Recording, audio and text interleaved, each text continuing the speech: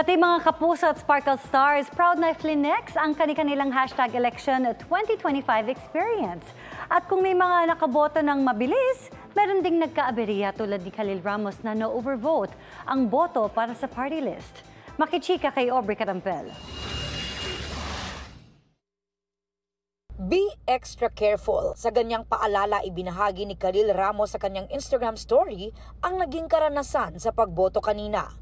Kwento niya, napadiin siya ng pag-shade sa balota na nagdulot ng pagka-invalidate ng kanyang boto sa party list.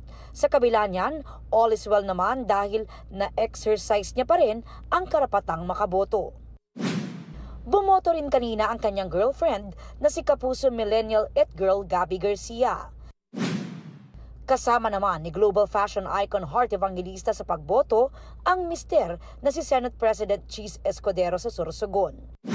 Nagdasal at bumoto para sa bansa at sa kanilang mga anak. Yan naman ang caption ni Joy Spring sa kanyang Instagram post na kasama ang asawa na si Juancho Trevino.